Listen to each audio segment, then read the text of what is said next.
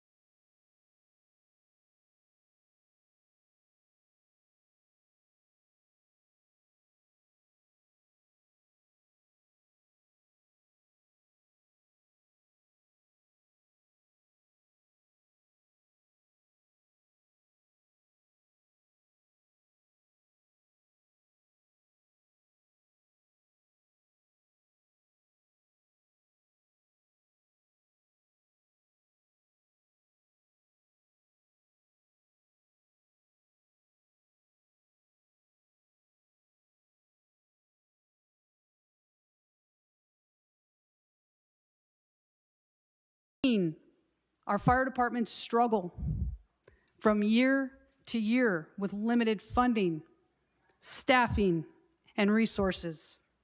We are past the point of sustaining our services without compromising public safety and the safety of our firefighters.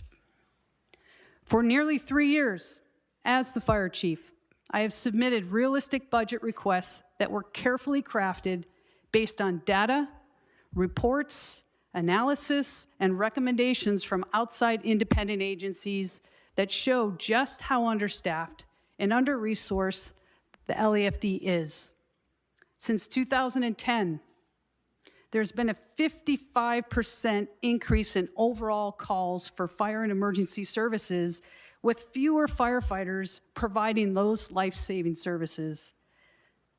And yes, the LAFD is half the size we should be regarding the firefighter or paramedic positions. Lack of long-term investments in the LAFD, budget cuts, have led to increased response times, lack of available fire engines, trucks, and ambulances, deleted civilian support staff and mechanics, identified gaps in fire and emergency services, infrastructure challenges, firefighter fatigue, firefighter mental health concerns, and injuries to our firefighters. We know that our firefighters are asked to do more with less every single day. When we fail to take care of our firefighters, we fail to take care of our communities. I do believe that there is a path forward, one that finds a way to keep our communities safe by investing in long-term strategies to build out the LAFD the right way. Through your leadership, every single person around this horseshoe, through your leadership, the support of our amazing communities that we love to serve, and the continued dedication and commitment and sacrifice of our firefighters, I am certain, deep down in my heart, that we can find a way to fund and support the LAFD now and into the future. Next, in regard to my appeal, now I will set the record straight about the multiple false accusations that were made against me. First, I did not refuse to conduct an after-action report. And let me be clear, this is a false accusation. During our discussions after an action after report, I should say, during our discussions about an after action report, I advised the fire commissioners about my opinion that was best in regard to how to use LAFD resources. I said that the LAFD is not capable, nor do we have the proper resources to adequately conduct an after action report for the Palisades fire due to the sheer magnitude, scope, and complexity of the incident.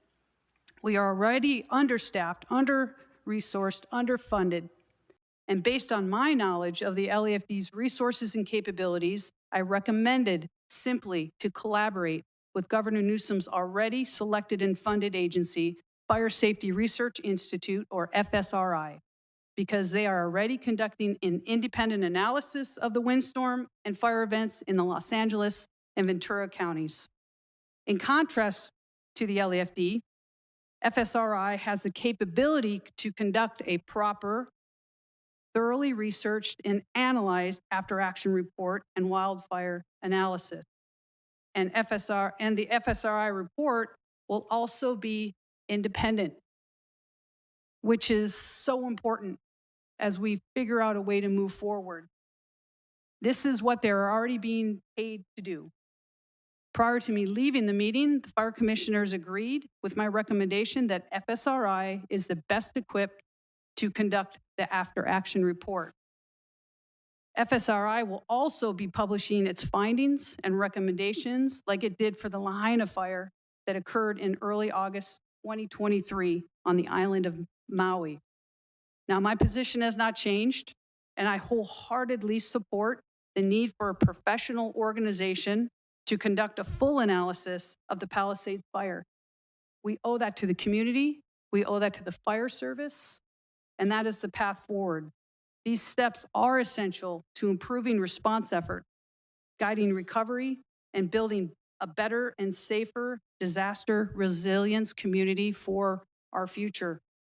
Second, on the morning of the fire, I did not send home 1,000 firefighters who could have hopped on fire engine and fought the Palisades fire, nor did I leave 40 available fire engines unstaffed.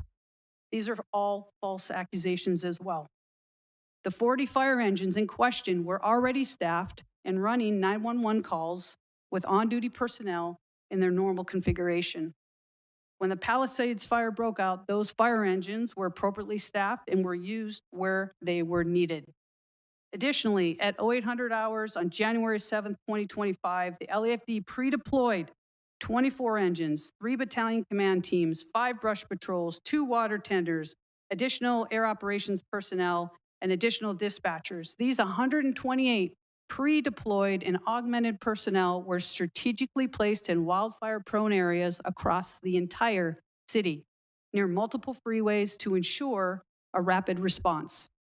Our actions were based on the recommendations of our subject matter experts, the LAFD's emergency operations staff. As for the 1,000 firefighters who allegedly were sent home prior to the fires, we did not have enough apparatus to put them on. Because of the budget cuts and lack of investments in our fleet maintenance, over 100 of our fire engines, fire trucks, and ambulances sat broken down in our maintenance yards, unable to be used to help during one of the worst wildfire events in our history. And third, it is also a false allegation that we failed to notify the mayor's office about the upcoming weather event. I stand by our previous statements about this. The LAFD engaged in all of its standard communications, including emailing 2 separate media advisories, conducting multiple live and recorded media interviews about the predicted extreme weather and fire danger, and also notifying city officials about the upcoming weather events. The Emergency Management Department also plays a key role in notifying the mayor's office and city officials. And the mayor's office itself also sent out multiple media messages prior to the fire's warnings about the expected destructive and potential life-threatening windstorm. It is never the wrong time to do the right thing and to speak the truth. And the truth is that the fire chief should not be prevented from or punished for speaking openly and honestly about the needs and capabilities of the LAFD, or for doing their best to protect our firefighters and our communities. In closing, it has been an absolute honor of my life to serve and represent the incredible men and women of the LAFD as their fire chief. Our people do amazing things every single day, and I am so grateful, beyond words, to have been in this position for nearly 3 years. We have much to be proud of, and we stand with and always will stand with the communities that we serve with integrity, compassion, and courage. I urge you to vote to reinstate me as the fire chief, but no matter how the vote goes, the LAFD, your LAFD, deserves to be properly funded, staffed, and resourced so that we can meet the ever-growing needs of the community. We owe that to the LAFD, and we owe that to those we serve. Thank you.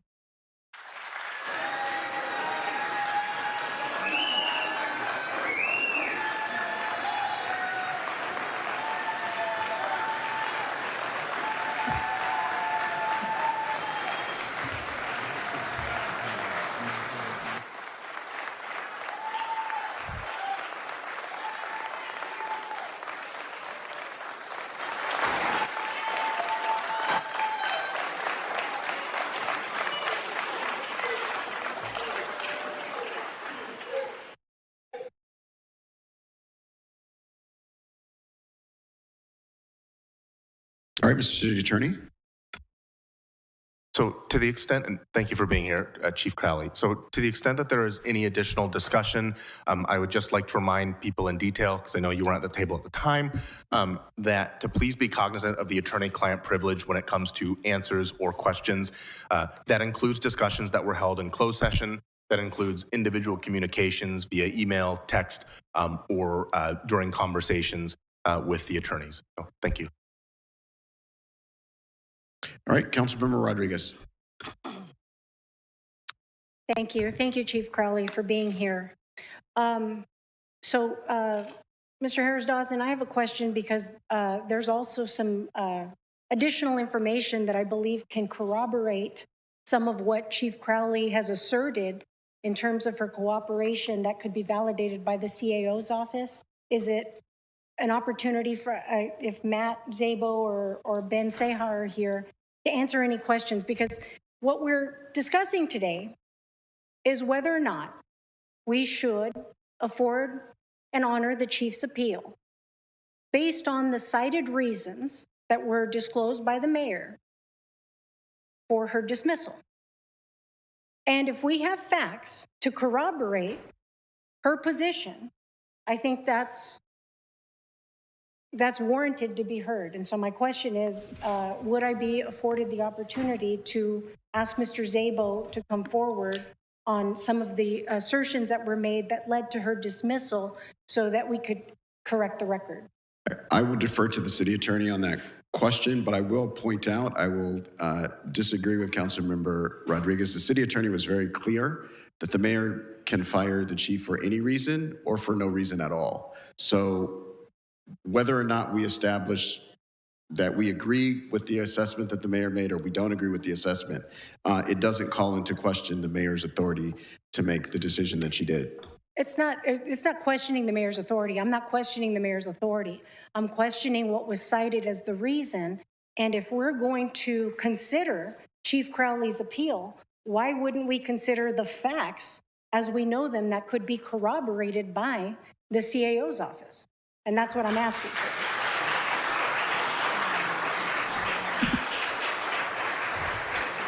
So again, it's fine to do that. I just want to be clear that even if you were to discredit every one of the reasons, it does not in any way shade the mayor's authority in this regard. But we'll call the city administrative officer up to take the questions that you have, and we'll excuse Ms. Crowley from the table at this time.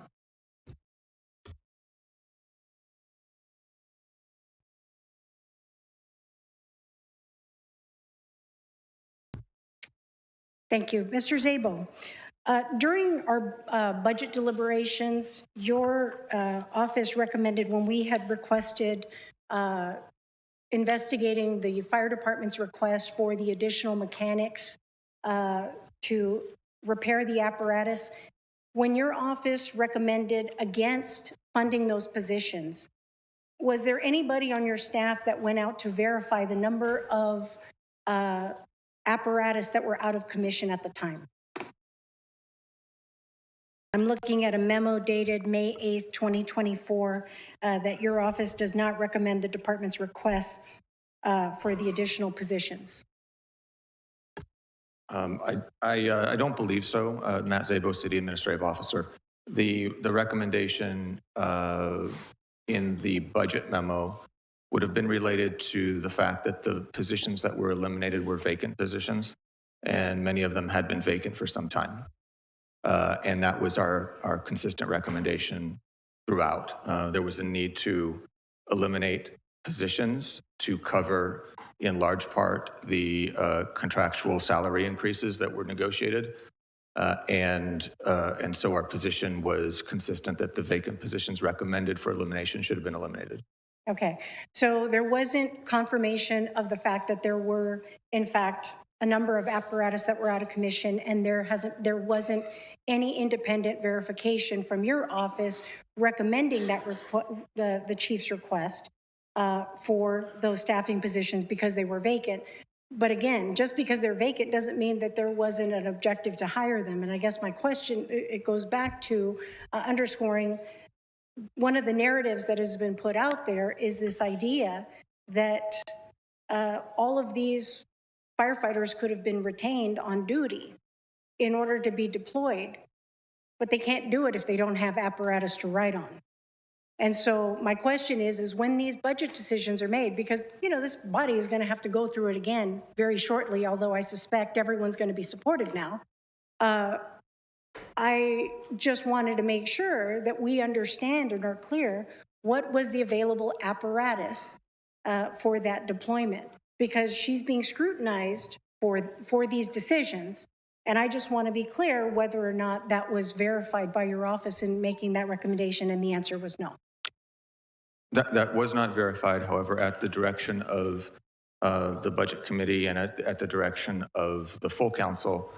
My office did identify funding and made recommendations working with Councilmember Park to restore 4 of the mechanic positions and another welder position. So there were 5 positions restored. There was a total of 4. There were the sheet metal worker that we did in budget, and then the wildland hand crews that we... Correct. And the yes. APRUs is what we got through in the committee. Correct. Right.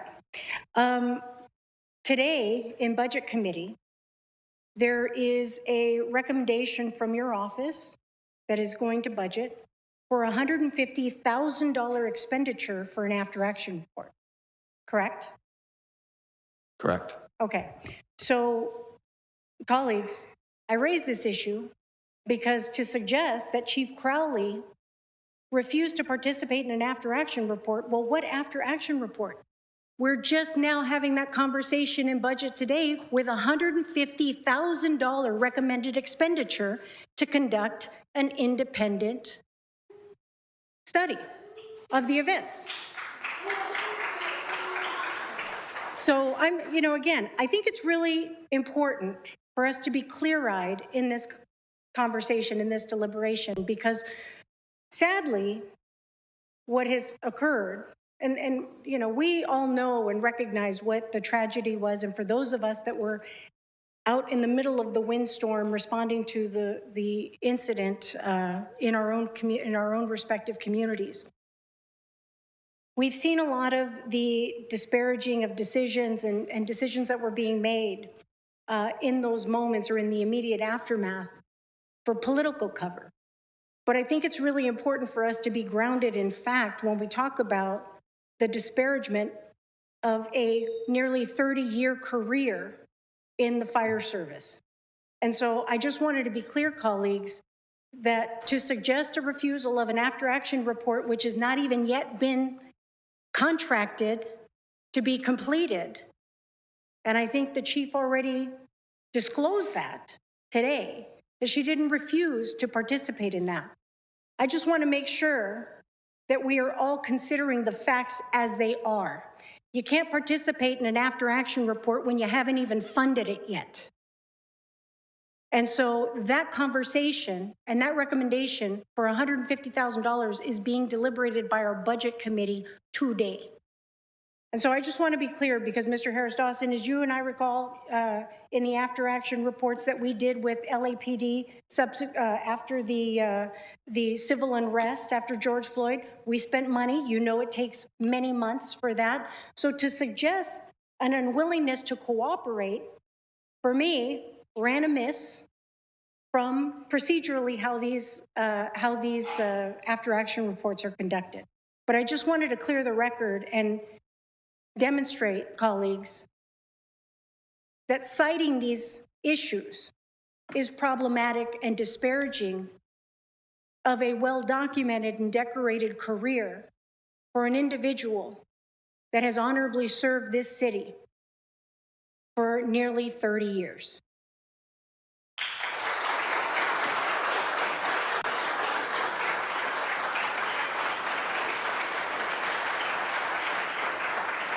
Thank you, Mr. Szabo. I don't know if there's others on the queue. Okay. So thank you, Mr. Szabo. And colleagues, well, happy Women's History Month. I never thought that this would be the kind of history that we would be making today. This has been really tough to watch for so many reasons.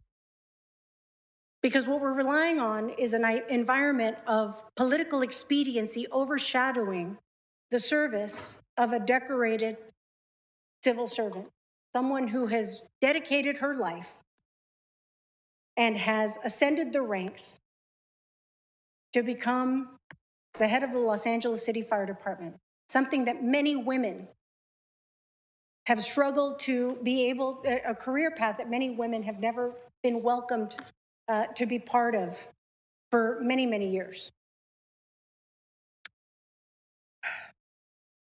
I firmly believe, and I'm not alone, that there was no single and sole responsibility for the tragic events that occurred. In fact, Mr. Harris-Dawson, your successor, Mr. Rentana, spoke recently on a Facebook post about how there was not a single one person that can be attributed to the tragic events that occurred in the Palisades fire or even in the Altadena fire.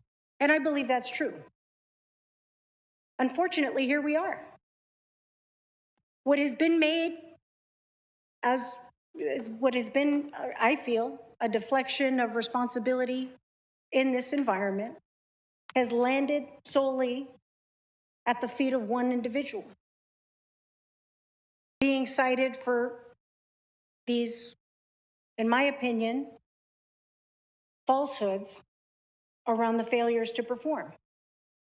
Because we just established an after-action report hasn't even been funded yet, let alone, for her to even be part of, and the apparatus wasn't available for firefighters to be deployed.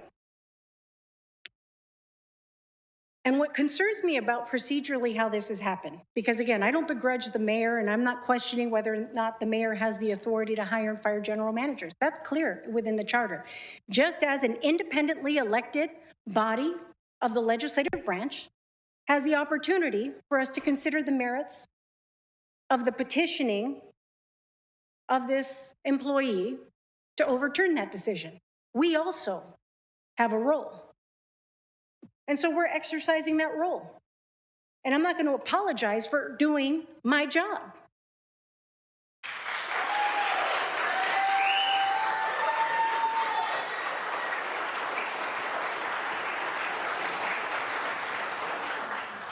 It was not long, it was just maybe a couple of hours ago that it was even suggested to me that if I was prepared to accept the political ramifications of doing what I am doing right now.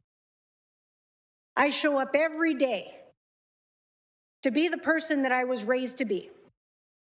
That if I see something wrong, I'm going to speak out against it, and that the truth shall prevail. because there needs to be accountability on all sides. I didn't run for office on the premise that I would be part of a status quo. I ran for office and promised my constituents that I would stand up, and if I saw something that was wrong, I was going to fight to fix it. Injustice in any neighborhood or among any individual, we should have the confidence and the strength to be able to stand up and say, we see something that is wrong. But to be coerced into this idea that there will be political ramifications for speaking up and saying the truth, clearly we're seeing that now. It's sending the wrong message to every city employee and general manager that it's safer to stay silent than to call out what's wrong. And that isn't okay.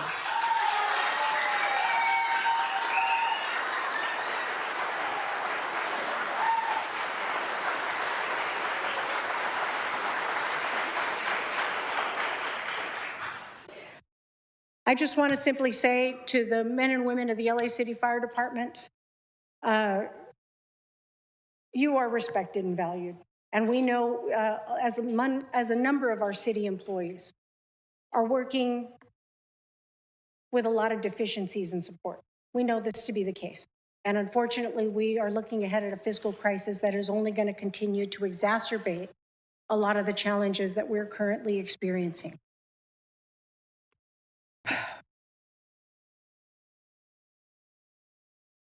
Scapegoating and pointing fingers is not going to aid us in correcting these shortcomings. And I think we all have to be honest about the only failure that I believe Chief Crowley had was thinking that people had their back. And so for that, I apologize. Because as a leader of this department, you don't deserve it. I know how many of you get force hired. I know how many of you are working in stations that are dilapidated. We see it. We see it in a number of city departments right now. We got a lot of work to do. And I look forward to us digging in, having hard conversations to continue to do that work. But what I won't stand by and do is allow false narratives to be used and levied against an individual who clearly is not deserving of it for the purposes of that individual I saw working 24/7 from the moments those fires are even preceding the fires erupting.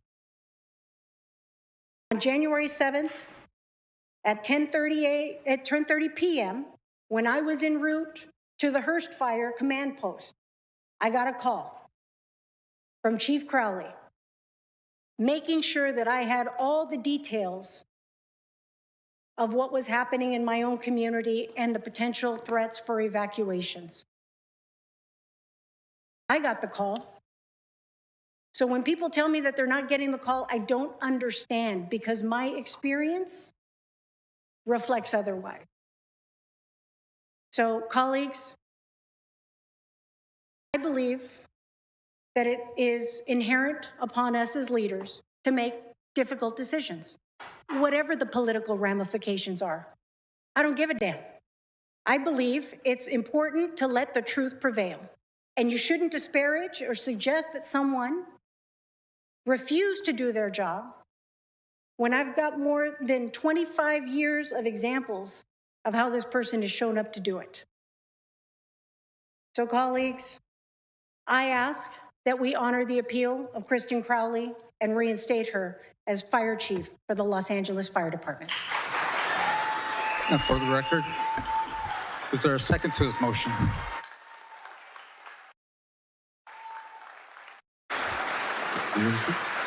Councilmember Park.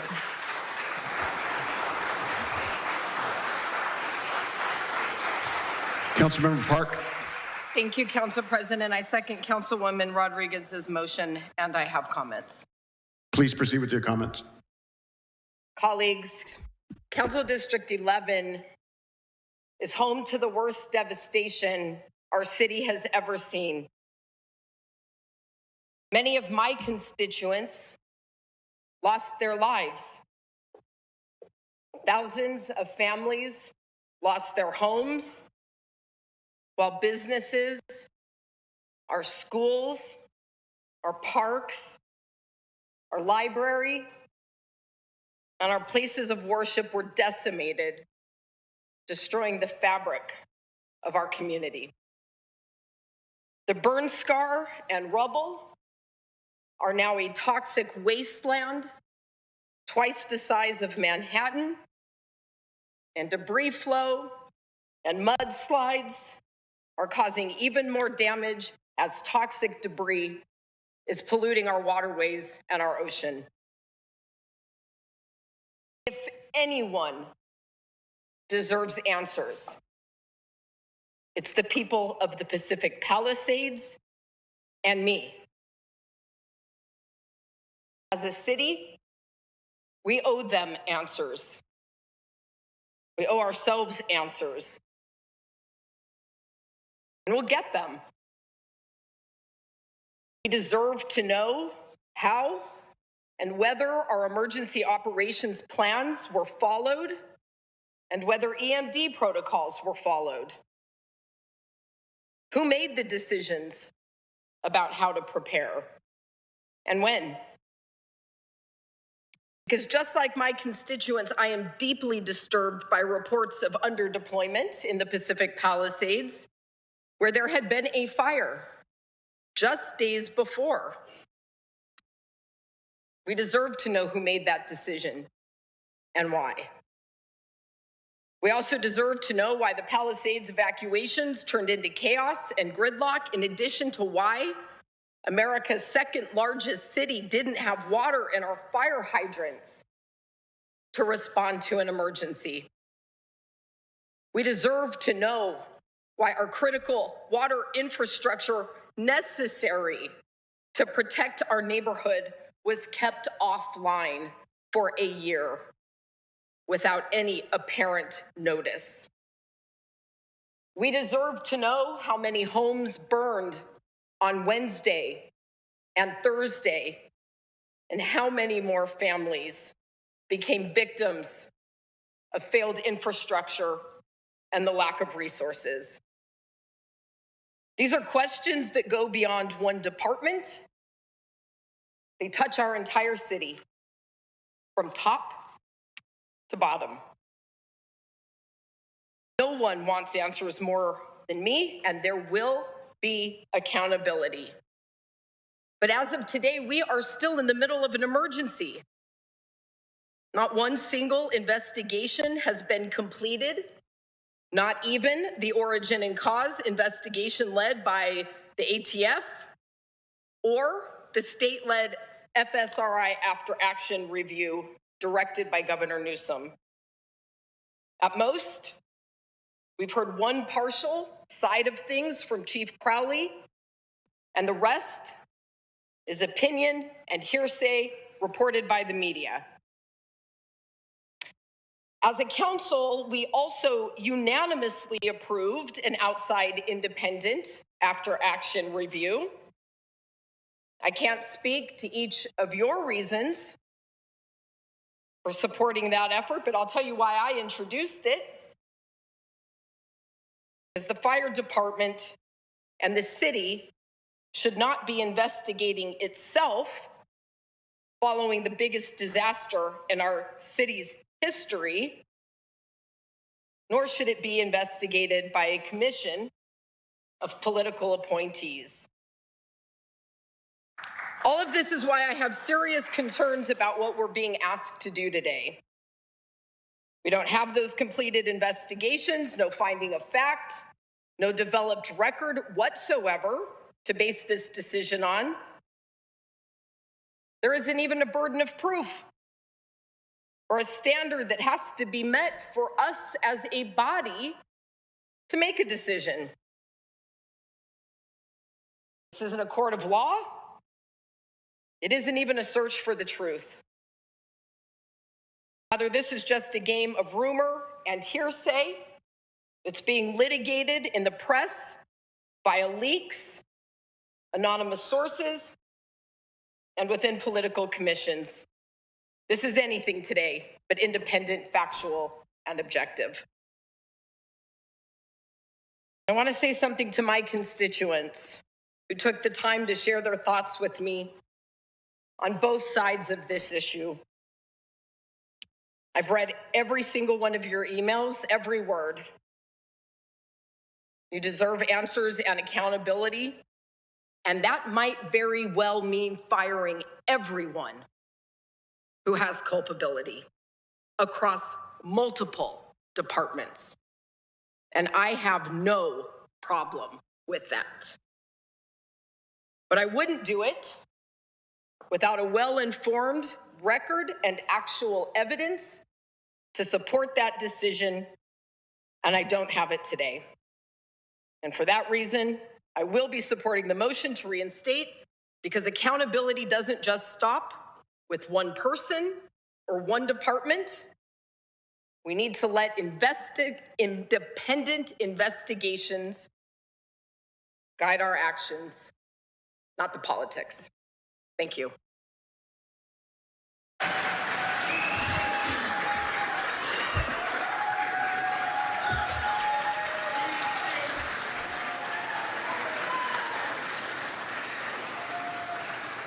Councilmember Padilla.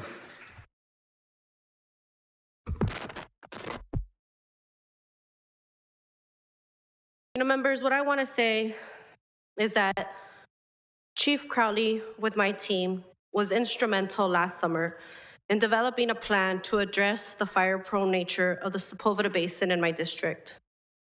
Together, this team effort of clearing much of the dry bush in the basin has helped reduce the overall risk. And on the day of the winds, we saw that the work of the summer paid off when they finally arrived, because we didn't have as much chaos as other parts of the city. However, I do believe there is a need for accountability regarding the way the fire response of the Palisades went down.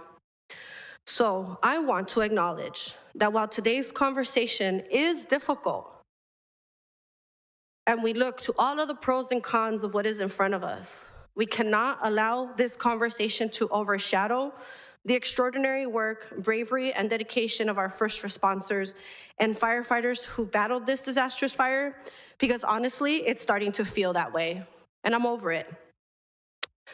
So generally, I myself am someone who believes that there is a time and a place for everything.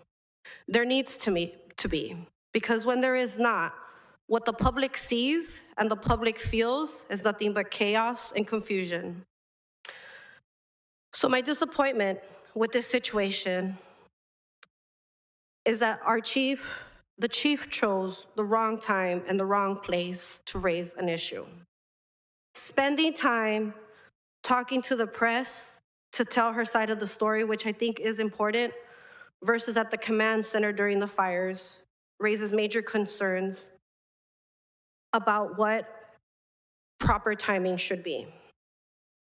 And it is because of that that I hope that we recognize that this is a mayor doing what is within her jurisdiction to fire someone she inherited. And I think that it's important that we remember that true public safety will require our mayor to be able to get along with all of her chiefs and all of her general managers. So as this decision happens, I hope that for the most part, we remember that sometimes it's okay to agree to disagree.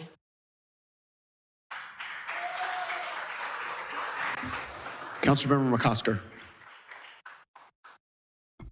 Thank you very much, Mr. President.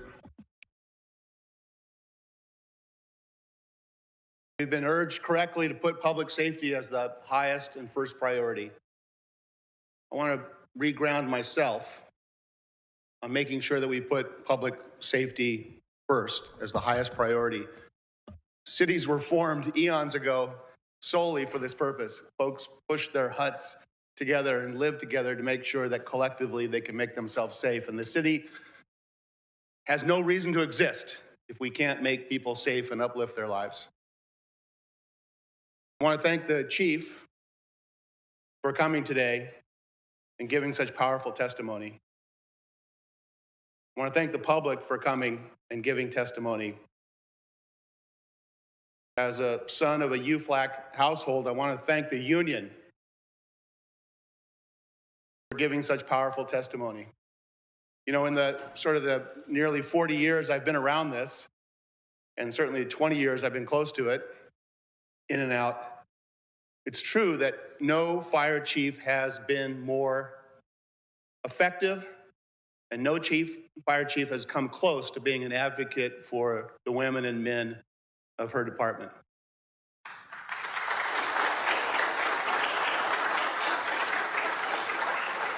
It was a very low bar. It was a very low bar to get over, I will say. Most chiefs spend their time, that's how they become chiefs, spend their time looking up above themselves and trying to please the mayor. So it's very brave to speak out. And I acknowledge that, and I'm honored by that. And I'm really, really honored that the rank and file are looking up into management and saying that they support that sort of thing and want to see that in the future. And the chief has had her effect on this department. I think those mechanics wouldn't have happened without the chief's advocacy. The hand crew wouldn't have happened without the chief's advocacy. I think there's a long way for us to go. But I will say, having been around this for a long time, again, in and out of city service, the mayor has her power. The council has its responsibility. The mayor exercised her power. The council is facing its responsibility today. I will also say that I've lived through circumstances where a mayor and the head of a public safety unit didn't see eye to eye. And I'm not qualified to say whose fault that was. And I'm not even qualified or charged with the responsibility of deciding who's right and who's wrong, because at the basic core of our job is to ensure public safety. And a good friend of mine reminded me today that our vocation, our mission is that all of us have that same mission to provide for public safety. And quite often, maybe always, the mission is larger than ourselves. The mission is larger than ourselves. And I shouldn't turn to firefighters when I say that, I should turn to us. Because firefighters know that. And the mission of providing public safety and ensuring that going forward, we can provide for a safe and effective and functional city will require a tough choice. The most politically expedient thing for a guy like me would be to say the union's right. And we should force two people to work together who may not be able to work together. But I've lived through that. It can be disastrous. So, with a very, very, very heavy heart, I will say that I'm going to put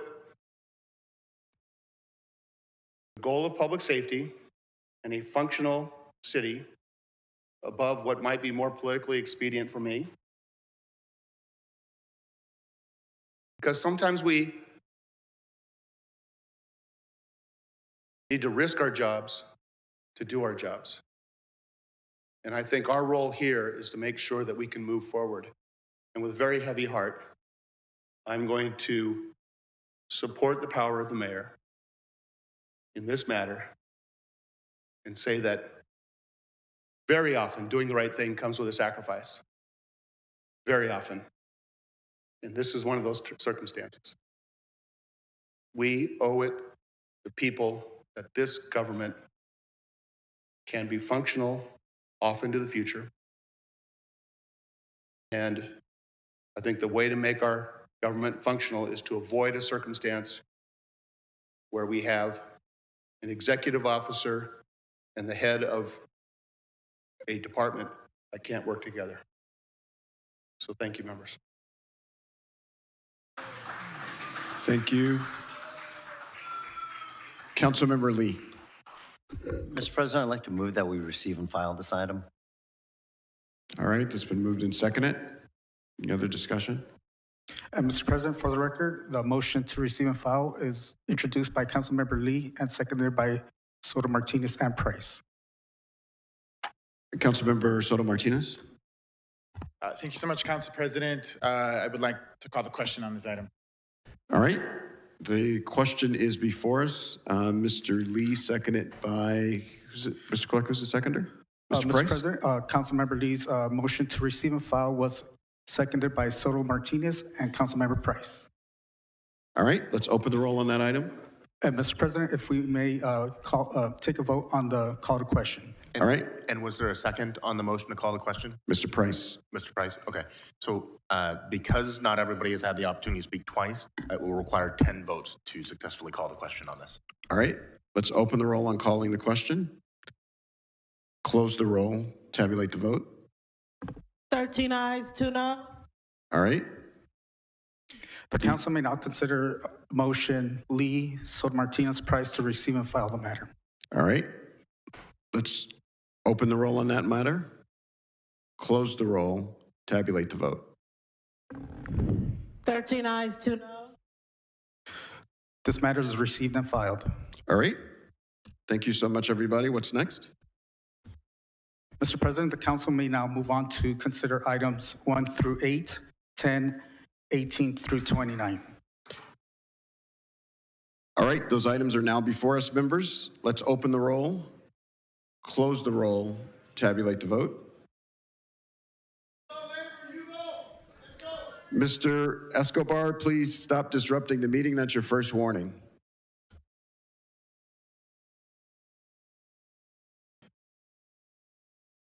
All right, what's before us, Mr. Clerk? Mr. President, the council may now vote on items 1 through 8, 10, and 18 through 29. All right, those items are now before us. Let's open the roll, close the roll, tabulate the vote. 15 ayes. What's next? The council may now vote on item 17, called special by Councilmember Rodriguez for a separate vote.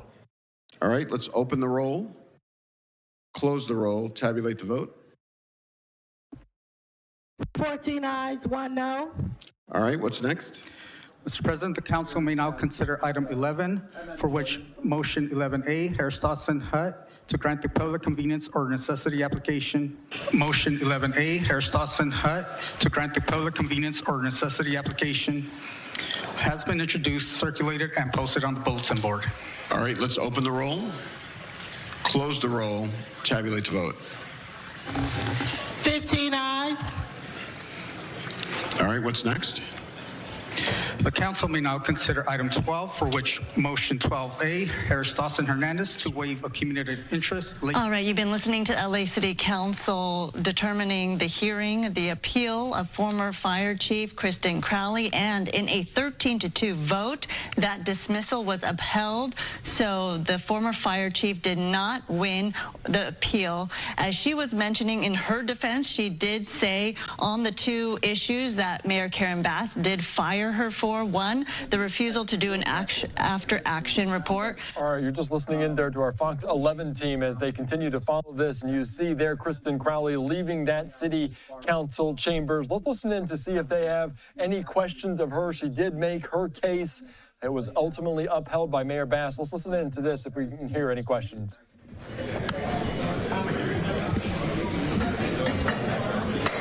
Chief Crowley, do you want to just say one word about your reaction to this? Yeah, is there something, Chief Crowley, would you like to say anything? Would you like to say anything to the people of the Palisades? What I would like to say is that I appreciate the love and support from my fellow firefighters, the LAFD, the community. We're going to continue to advocate to get the LAFD where we need to go. I look forward to continuing to contribute in whatever way I can as a member of the LAFD, and I'm very, very proud of our people, what they did, what they stand up for, and how they work for the people that we love every single day. Thank you, everybody. Do you have anything to say to stay on with the department? Thank you. Do you think you'll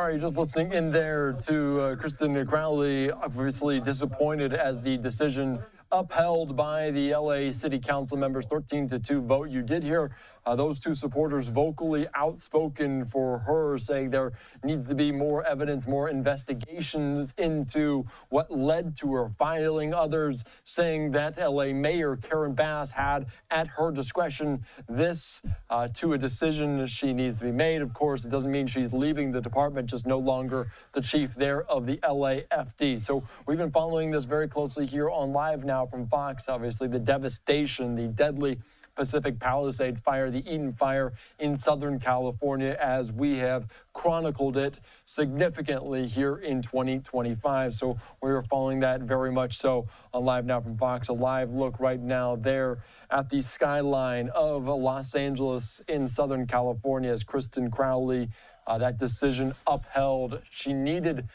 10 votes in favor of her, at least 10 of the 15 votes to get reinstated. She only got the 2. All right, I'm Andy back here on Live Now from Fox. Let's slide away for another quick 2-minute break.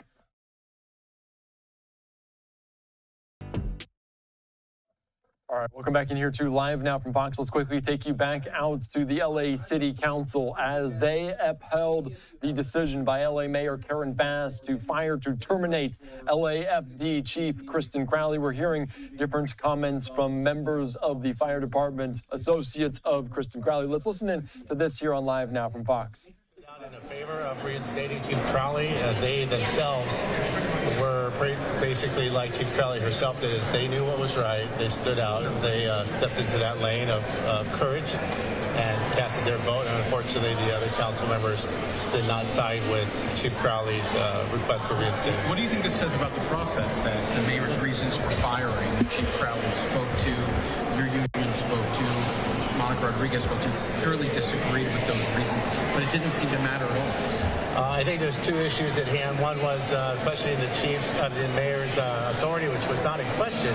It was basically just the cause of the reasons why. And I think Chief Crowley laid that out perfectly in her speech explanation. And I mean, the fact that the mayor's decision was essentially the reasons were refuted. Did that correct? Yes. Did that seem to matter at all to the council? Does that bother you? It didn't appear so. Councilwoman Rodriguez basically laid it out very well to be considered the facts and without questioning the mayor's authority. But unfortunately, other council members, they don't want to consider that or didn't take that into consideration. Does that bother you?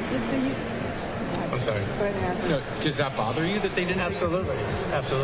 We want, we're fighting for, due process, and you would think that facts would matter and would come out. And it's okay to say, let's take a pause, or we were wrong, or we didn't know what we didn't know. And then when those facts come out, we can make an educated, factual decision, and those type of big decisions that were being made today. And did the union meet with some of the other city council members to express these concerns leading up to today? The president of the UFLAC, Freddie Escobar, was in touch with some of the council members, trying to gauge what their concerns were, add some facts to maybe for them to consider. So we were hoping that would have been some influences to making the right decision in our minds for what would have been best for the LAFD. First and last name, can you spell it? First name is... All right, just listening in there to different members there, associates in the fire department, talking about this dismissal being upheld by the city council in Los Angeles by a 13-2 vote, saying LA Mayor Karen Bass has this power at her disposal to fire an individual like Crowley if she bases it on what she has known. And of course, there's also talk about some of the criticism Crowley had of Bass in the middle of this battle with the Pacific Palisades fire there in Southern California. Live look one more time as we're continuing to follow this unfold. She did walk out of that city council chamber, obviously disappointed. Not really a ton of questions. She did make her case in front of the city council, plenty of support backing her there, but they did not come to the decision to reinstate her. Instead, they uphold this decision. Of course, we were following it very closely as it would have been a difficult number to reach to get 10 people there. We're also hearing now different council members there on the support, on the side of Kristen Crowley, including Monica Rodriguez. Let's listen into what she has to say here on Live Now from Fox. I just believe that there has to be an opportunity for the facts associated with the response to be told. And I think when you're looking at the circumstances and assessing what our response was, there's a deeper story to tell and reflecting at all the different levels of deployment that need to be reflected upon when people make a determination. And I think that that hasn't happened yet. And as I indicated, it's to suggest that she refused to participate in an after-action report, which the council, the members of the budget committee, today will be deliberating on for the allocation of $150,000 to commence that report. To me, it just, it doesn't align. Do you think Chief Crowley turned this into a political issue while the fire was still burning by complaining about the budget? No, I don't. Because that's what made it a political back and forth. Again, I think Chief Crowley was under a lot of pressure in response, and there was a great deal of pursuit from the media and accusations that were being made about deployment without facts. And I think that's what the circumstances are. If you don't respond, you're damned if you do, damned if you don't. And I think her response reflected that she learned the hard way.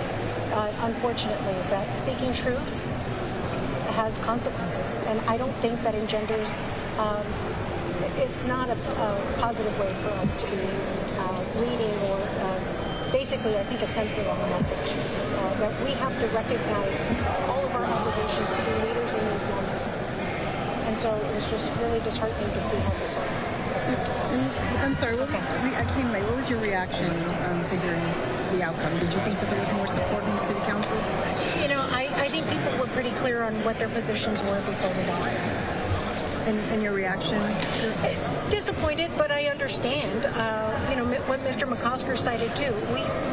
It's difficult. You can't have divisions amongst the leadership with the elected leadership with the appointed leadership. I completely understand that. However, I think what's really important is that our responsibility as city leaders, as elected leaders, is to be really honest and forthcoming about the facts. And the public has a right to know. And I think, those will all materialize through the after-action reports that I hope the Budget Committee approves today. Do you think that residents will get any more clarity in that after-action report? Yes.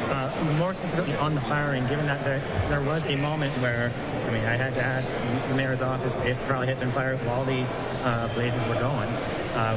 Do you think we'll get any clarity on that from the after-action reports? I think the after-action reports will talk very concisely about what the response was citywide, and those are important facts for everyone to be aware of, because I will tell you, both from what the media's response and public outcry, and I understand how tragic this has all been, but it's important for people to know the facts about our deployment, about where all the failures lie at every spectrum of communicating, of leadership, of whatever who didn't respond to the role that they were assigned to. And I think those facts are material to this broader conversation, and I think it would benefit the public to have access to them. Okay. And do you think that the vote damages the city leadership's relationship with the rank and file of the fire department?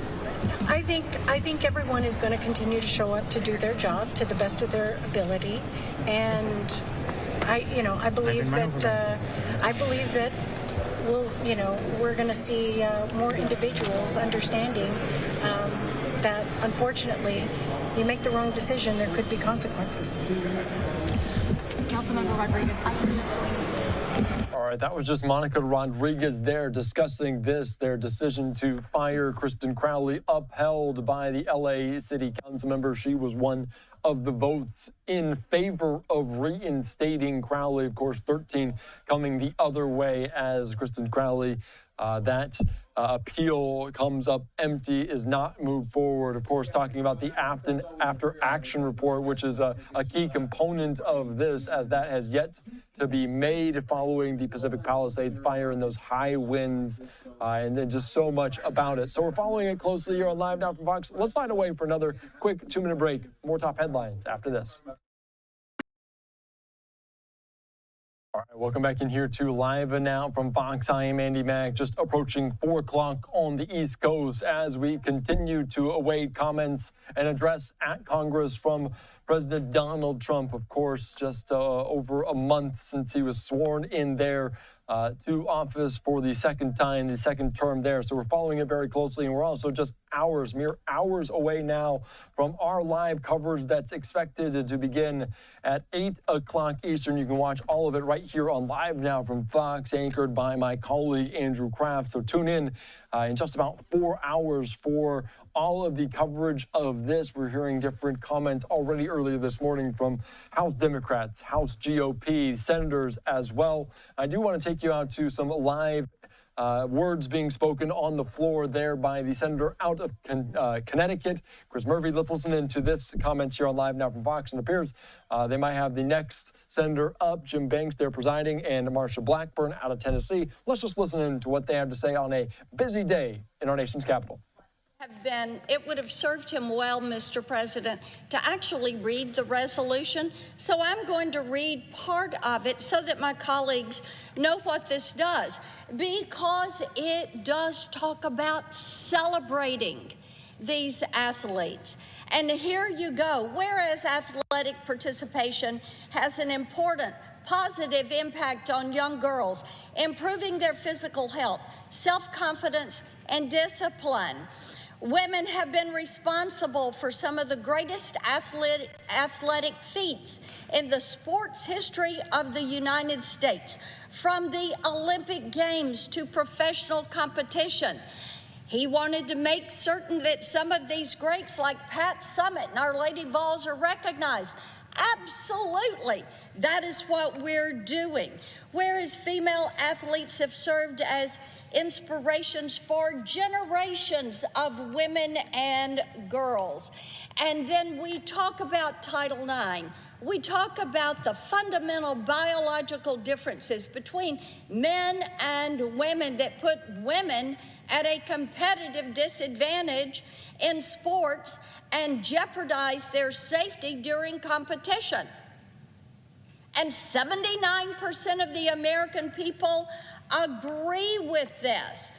And then we go through, since 2003, men have displaced women and girls from over 950 championship titles, medals, scholarships, and records that they should have rightly won, including at least 28 women's sports titles in volleyball, swimming, mountain biking, track and field, weightlifting, and cycling. And we look at the policies that have been enacted to protect women and the imperative to make certain that they are athletically protected, and then setting out October 10th as the day that would be American Girls in Sports Day, and continuing to recognize that year after year. Now, my colleague from Connecticut probably knows that this issue of protecting women and girls in sports is very, very popular in Connecticut. One of Connecticut's biggest track stars is Conrad High School, a senior there, a male to female athlete who holds the state's top 2023-24 rankings in the girls' outdoor high jump, long jump, triple jump, according to athletic.net. And then you look at, there are two individuals, two boys, who identify as female. They competed on a Connecticut high school track team from 2017 to 2020. And there were and I want to be sure we look at what this does to girls who are trying to compete. And this is why this issue is so popular. Here are the stats. There are 93 times when a girl was denied an individual or relay championship because of these two male athletes who were competing as females. 93 times. A girl who had trained, who had worked out, who sought to win, to represent her team, they were denied because two boys that were competing as females, 93 times. 52 times when a girl was denied the advancement to a championship meet. Now think about that. We all have children. We know the heartbreak when someone has trained and trained and trained, not just for days or weeks or months, but for years. And they're denied the ability to move forward because there is a boy competing in a female category. 39 times when a girl was denied an opportunity to advance to finals. 17 times when a girl was denied an all New England honor. 11 times when a girl lost a meet record. And 23 girls, 23, were denied a Connecticut State Open Team Championship. In other words, allowing these two boys to compete as females and compete against girls denied girls opportunities and awards 235 times. That is one state. So I would remind my colleagues, they are on the wrong side of this issue. 79% of the American people say it is wrong for men to compete in women's athletics. 67% of Democrats say it is wrong to have men compete in women's athletics. It is lost opportunity, it is lost recognition, it is lost success for women. Whatever happened to people on the left that supported women's rights, women's safety, supported Title IX? Obviously, they have thrown it to the wayside. Thank you, Mr. President. The senator. All right, you're just listening in there to comments from Tennessee. Senator Marshall Blackburn on the floor there, and it's going to be a busy night ahead of us as President Trump will lay out his agenda, of course, talk about the tariffs that were just levied against Mexico and Canada as they started today at 25% apiece. All right, I'm Andy Mack here on Live Now from Fox. Let's slide away for a quick 2-minute break. More comments coming up here in just a matter of moments. The mic check getting set for this with Democratic senators to discuss what's coming up tonight with President Trump's speech. We'll have that and much more here on Live Now from Fox after this.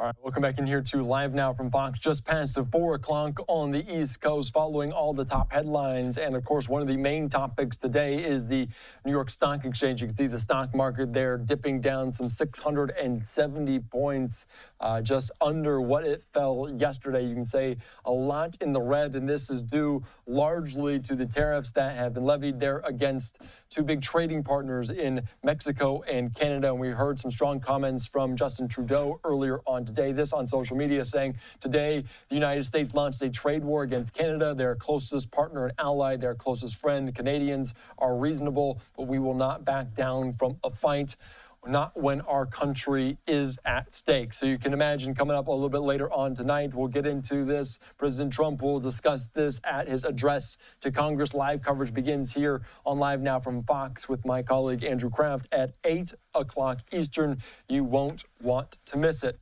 Of course, we're also hearing lead up to that from House Democrats, House Republicans, but also Senate Democrats, as they are expected to hold a press conference here in a matter of moments with Chuck Schumer, with Amy Klobuchar from New York and Minnesota, respectively. On, though, the Senate floor right now, a Republican senator out of Louisiana, Senator Kennedy, making some remarks. Let's listen in to what he has to say ahead of this big address tonight. An amended return that says there's been a change in the law, and I'm entitled to have this higher deduction, and therefore the federal government owes me money, and therefore please send me my check. So I wanted to make sure that Americans knew about this new tax provision that we passed. The second thing I want to talk about, Mr. President, is a subject that some people want to avoid, but I don't, and the American people don't. It's on the minds of every American. That's high prices. And I know there are other issues that are important that we're talking about. Male athletes in women's sports, that's important. Immigration, that's important. National security, we're talking about that, that's important. The Middle East, Ukraine. And I could go on, but the single most important issue that moms and dads worry about in America today when they lie down to sleep at night and can't is inflation, high prices. I don't want to dwell on the past, but President Biden's administration was an inflation machine. We saw inflation get as high at one point as 10%. What's that mean? It means that prices were going up every day, every month, at the rate of 10% annualized. Bidenomics, in most people's minds, became paying more to live worse. I mean, inflation just was gutting the American people like a fish, and it happened because of all this breathtaking amount of money that President Biden's administration spent, trillions of dollars. The American Rescue Plan, the CHIPS Act, the Inflation Reduction Act, they injected trillions of dollars into the economy. Frankly, as we're finding out now, most of it in wasteful spending that caused too many dollars to chase too few goods. And unless you're master class dumb, you know that every single time that leads to inflation. Thanks to the efforts of the Federal Reserve, inflation came down. It went down from 10% to today it's between 2 and 3%, depending on whose numbers you believe. And that's good. I'm happy it happened. That's called disinflation. When inflation goes from 10% to 3%, that means prices are still rising, but they're just not rising as quickly as they were, and that's a good thing. But it doesn't lower prices. It doesn't mean that we have now lower prices. They just aren't as high as they would have been if we hadn't tried to control inflation. That's called disinflation. Deflation is when prices actually go down. Deflation is when prices actually go down. And what the American people are wondering every single day as they sell blood plasma to go to the grocery store is, when am I going to get some relief from these high prices? And we do need to provide them relief. I want to talk about 3 ways that we are in the process of trying to reduce those prices that my Democratic colleagues caused. And I don't mean to pick on all my Democratic colleagues, but as I've said before, Mr. President, I like breakfast food and straight answers. And no economist in America believes that this inflation happened as a result of happenstance. It happened because of the breathtaking amount of money that President Biden spent. There are 3 things that we're doing to try to get these prices down. Number 1, reduce spending. You see it every single day from President Trump. He said he was going to audit federal spending, and that's exactly what he's doing. Now, there's some people that are mad. There are people that are very mad at President Trump and Mr. Musk and others for discovering all this waste. The people who are mad don't seem to be mad at the people who caused the waste. They're mad at the president and Mr. Musk for finding the waste. I find that a little bit ironic. But the point is, we're trying to reduce spending. And you're going to see it in our reconciliation bill that we're going to pass, as you know, Mr. President. You're going to see it in our budget if we ever pass one. We're trying to reduce spending because our debt's $36 trillion. And it's going up at the rate of $7 million a minute. I don't know, I've been talking 5 minutes maybe. It rose $35 million while I was talking. So we're trying to reduce government spending to get this debt down, but also to reduce our prices. Why does it matter? Because the less money that government spends, the less stimulative government is on the private sector. And when government spends money, there's a finite amount of money. When government spends money, it's money that we're spending instead of the private sector to create jobs, to increase wages. So the first thing we're doing, the new administration and the new Congress, is to try to reduce spending. And if we're successful, that will lower these prices. Number two, deregulation. The federal government wants to regulate every breath we take. Every breath we take. I wish you could see all of the federal regulations. If you stacked them right here, if you stacked every single federal regulation right here, you could probably stand on that thing and paint the ceiling. It's just amazing. And each one of these regulations has a cost. The cost of all of our regulations today is in excess of $2 trillion. Not billion, not million, $2 trillion. What does that mean? That means when a business produces a product or it delivers a service and it has to comply with a meaningless, gnarly federal regulation, which costs money, that extra expense is added to the cost of the product or the service. Duh. I mean, businesses have to stay in business. They can't eat the cost. So they pass it on. And that leads to higher prices. So the second thing that we're doing, we're working on it every day. It hasn't been talked about a lot. We've passed some bills here on the floor of the Senate, but the administration's doing even more. We're deregulating. We're getting rid of all of these excess regulations whose costs are greater than their benefit. And I think the president has said he's got a new rule that if you're in the bureaucracy and you want to promulgate a new rule, you can do it if it's really necessary, but you got to get rid of 10 others.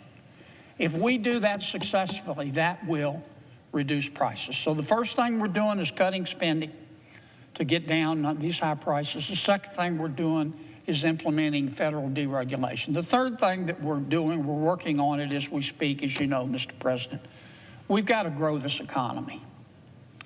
I mentioned the high spending and the debt that's led to higher prices. Think about this. Since 2019, 5 years ago, the American population's increased 2%. The federal budget has increased 55%. 2% population increase, federal spending's up 55%. That's just a fact. The numbers are the numbers. Now, I know we've had some inflation, but we haven't had 55% worth of inflation. That's just a fact. And every dollar that the federal government spends is a dollar that business people don't have to invest. Why is that important? Because they invest, they grow their business, they add more jobs, the business becomes more profitable, and wages rise. So the third way we're attacking these high prices is by trying to stimulate the economy to increase wages so that we actually can grow out of these high prices, so that people will have more money to spend when they buy a car or go to the grocery store. We're not going to do that with tepid GDP growth. If you go back to 2010, 15 years now, America has experienced average gross domestic product growth. That means how much your economy's growing, as you know, Mr. President. Average GDP growth of a little over 2%. All right, just listening in there to Senator John Kennedy out of Louisiana discuss the deficit. Obviously, that could be a topic tonight on President Trump's address to Congress coming up here in about 4 hours. Our live coverage will begin. I'm Andy Mack. Let's line away for another quick 2-minute break.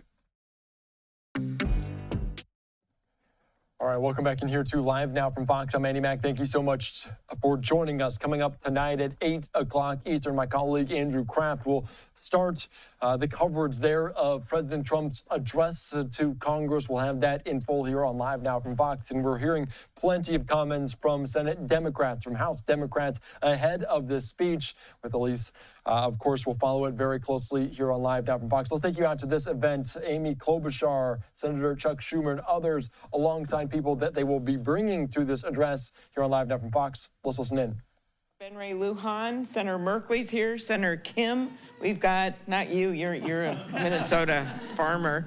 Senator Cantwell is with us, and Senator Bennett. We've got Senator Welch, and of course, Senator Kaine. Senator Warner is here, right over here, doing so much. Our Virginia and Maryland senators are really hit by this hard, their constituents, and I wanted to tell you just 3 things, and then we are going to let our guests speak. And that is that the State of the Union is chaos is up, corruption is up, and costs are up.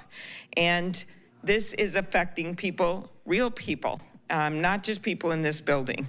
And we think it's time for people in this building to listen to the people out there that are getting hit by the Trump administration decisions. So for a change, we're not speaking, we're letting our constituents speak. And with that, they are the ones living this. I'm going to turn it over to Senator Welch guest, Allison Hope.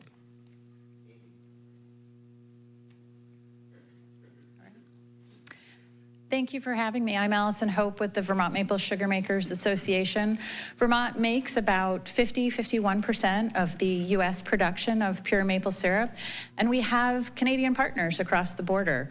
The Quebec Federation and Canada makes about 77% of the U.S.'s maple syrup, and the United States makes about 23%. In the past 20 years, Vermont's production rates have grown 500%. And a 25% Canadian tariff on maple equipment, most of which comes across the border because that's where most maple syrup is made.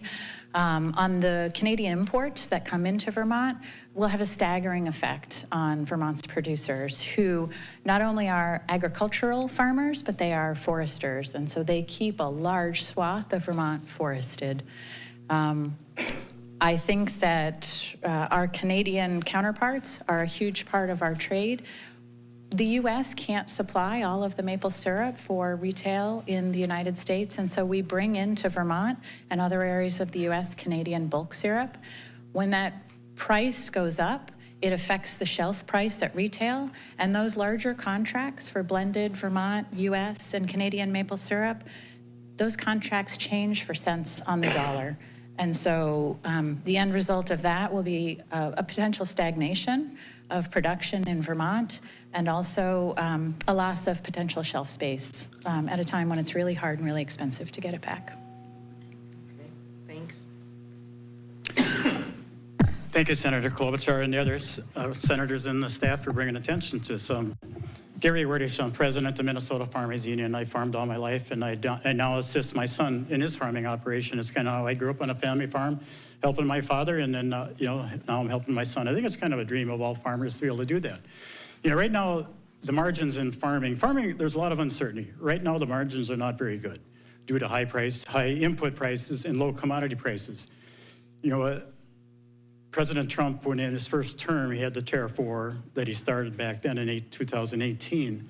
And that time it hit primarily against China, which is a large soybean buyer of the United States. We have not recovered from that, and we never will. That incentivized Argentine and Brazilian farmers to raise more soybeans. Them acres are not going to lay idle. If some of those acres came out of the rainforest, that creates more problems for us as far as the climate as we go into the future. It's frustrating to hear it again, putting on the tariff trade wars again. You know, the last night the president made the comment about he's putting the tariffs on and the farmers be prepared to sell more domestically. In the United States, we're lucky, in Minnesota, in all the country, we're lucky we have productive farmland. We have good farmers. We have we have good livestock operations. We raise more than we can consume domestically. President says we're going to sell more domestically. Who are we going to sell it to? The buyers are not there. That's, you know, we're facing so much uncertainty now. The farmers have to deal with weather. You always, you know, weather, that's always a big uncertainty. We don't need the uncertainty from our United States government throwing this on another thing on our plate.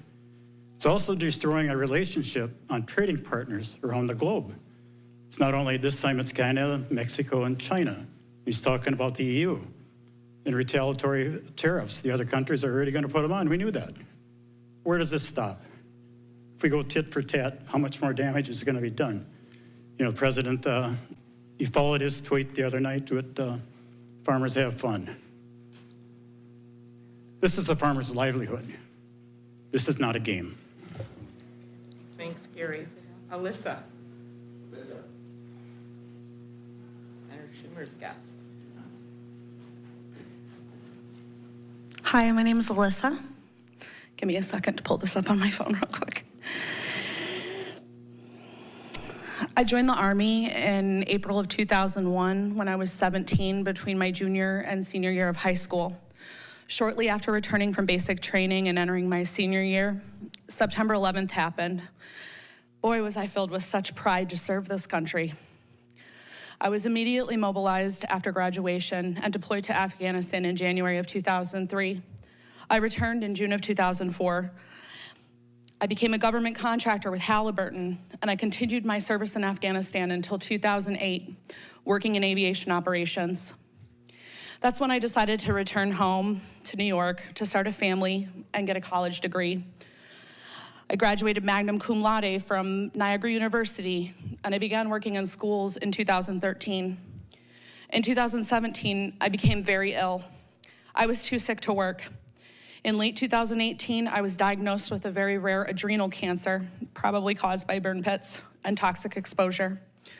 Finding out I was permanently and totally disabled was very depressing for me. I have always worked since I was 14. I always knew that I wanted to go back to work. I took several years to treat my cancer and regain some of my health. In December of 2023, I applied to work at the VA Education Department as a file clerk. In January of this year, my production was 200%, and my quality evaluations were 100%. I worked until this last Tuesday, when my boss and myself were not even notified about my layoff. I was just locked out of my computer. I gave up my Social Security disability payment to return to work for less than $500 a month. My story is not unique. Many disabled veterans are newly hired by the VA. I'm here to ask people to support disabled veterans working in the federal government. Federal jobs are some of the few that will accommodate our disabilities. We need these jobs for purpose. We need them to connect with our battle buddies and to support veterans as they get the benefits that they so justly deserve. In my opinion, supporting veterans should not be a political issue. Every American who enjoys the freedom and is thankful to veterans for their sacrifices should be in support of their employment. I am asking for the dignity of employment and accommodations for the disabilities caused by our service. Thank you. Great job. Now we have Emma and Mrs. Larson.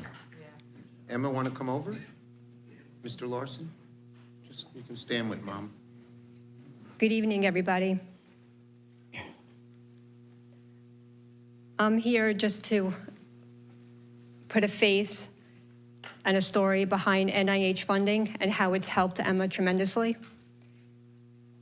At 1.5 years, she was diagnosed with spinal muscular atrophy.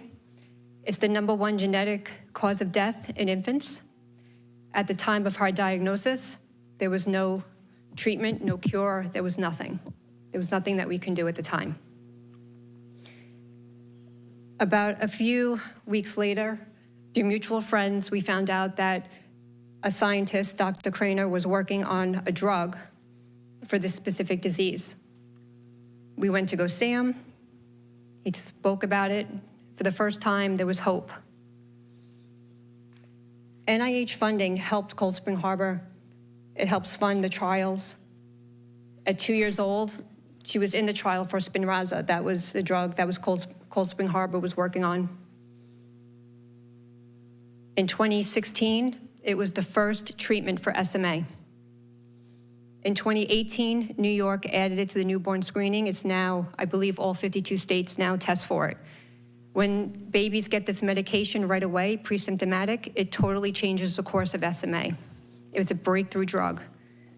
These kids now are breathing on their own, walking on their own. And I know it's a little bittersweet for her because she was a little late to it, but I always tell her that she was a part of something special. So we're just here just to put a face on how important NIH funding is, how it's helped her, how anything extra that we can do for her for studying, for research, for development is imperative. We understand that, you know, some spending has to give somewhere, but when you have a result, especially something like this, a miracle drug that's actually saving lives, you know, that's something to reconsider, that maybe it is important enough to keep that funding going. Thank you. Great job, Mrs. Larson. You did great.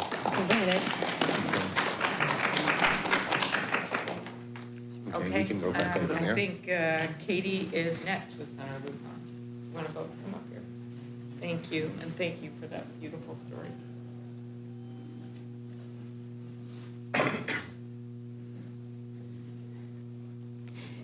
Hello, my name is Katie Anderson. I work with Roadrunner Food Bank in Albuquerque, New Mexico, and have the incredible pleasure of getting to serve the state of New Mexico in many ways. We have a number of concerns about what has been happening. Federal funding freeze in particular caused a lot of chaos for partners. We work with over 500 partners across the state that get food into the hands of people everywhere in every corner of our state. And there was much confusion about that. A lot of concerns from some of those programs that they were not going to be able to continue to function and serve their community. We also had a lot of people calling in concerns with, were they going to continue to receive SNAP benefits? What did that look like? And the reality is that the budget reconciliations that are on the table right now are going to have a massive and horrific effect on New Mexicans as well as Americans. The whole entire country will feel that. Up to 400,000 New Mexicans could be impacted by the changes in SNAP benefits. Right now, people get roughly $6 a day in SNAP benefits, and that's the upper limit.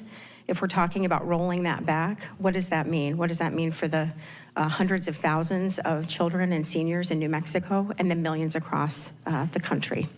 So we are here to speak up on behalf of people who are hungry, not only in New Mexico, but across the entire United States. People in our country deserve to be able to thrive, and they deserve to be able to raise their families without concern about where they're going to get their next meal. Thank you for having us today. Dr. Lang and Senator Cantwell. Thank you. I'm a cancer surgeon and researcher, and I'm here to plead against the proposal to cut indirect costs from the average of 50% to 15%. That's the money that or funds that the institutions that house all these researchers pay for all the various infrastructure. And make no mistake about it, it will drastically halt, if not halt, the amazing medical research that is being conducted and will greatly just dissuade these young people who, MDs, PhDs, MD, PhDs, who forgo wealth and fame and go there for discovery and to help human flourishing. We'll lose a whole generation of researchers. And it would be unfortunate now because we're standing, because of the Human Genome Project and CRISPR and many other things, at the hallmark of a cornucopia of unbelievable amounts of things that will be coming in terms of medical advances. Yes, maybe we need to make some cuts, but I would plead that we do it with with a surgeon's scalpel and not a sledgehammer. Make no mistake about it. The advances in medical research and in therapies for humans will continue. We are the envy of the world in terms of biomedical research. We won't be if this kind of thing happens. The research will continue, but we'll be taking a back seat. So I'm